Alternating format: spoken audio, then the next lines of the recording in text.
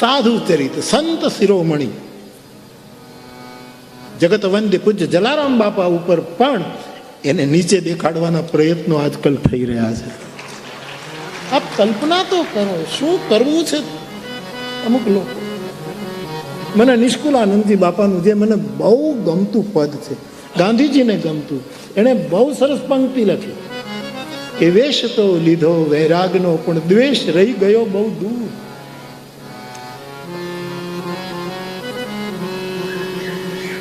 જૈન ધર્મના એક આચાર્ય એક વખત એની બોલબાલા હતી જ્યાં સુધી રહ્યા, એમણે કહેલું કે વેશના સાધુ કરતા વૃત્તિના સાધુ થવું એ વધારે ઉત્તમ.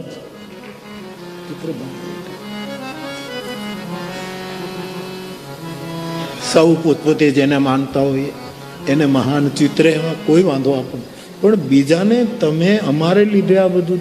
હવે જે અન્ન ક્ષેત્રનો હું સાક્ષી છું, 205-7 વર્ષ જે અન્ન ક્ષેત્રને સદાવ્રત સદનું વ્રત લીધું હોય એને સદાવ્રતનો ખ્યાલ આવશે. જેને સદનું વ્રત ધારણ કર્યું છે.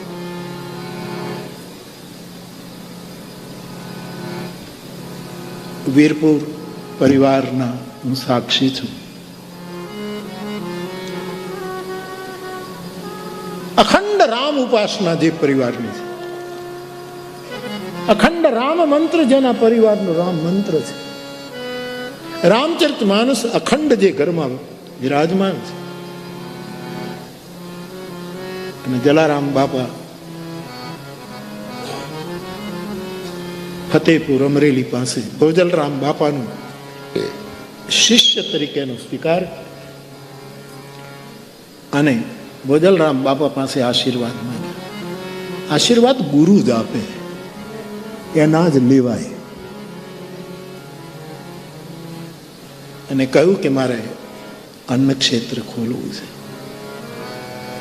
અને બાપાએ અન્ન ક્ષેત્ર શરૂ કર્યું. બીજાની થાળીમાં અન્ન પીરસું એટલું જ નહીં, ઠાકોરજીની થાળીમાં વીરબાઈ માને પણ આપી દીધા.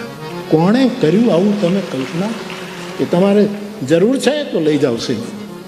અને ભગવાન ભોંઠો પીડ્યો, વીરપુરને પાદરથી પાછા આપવા.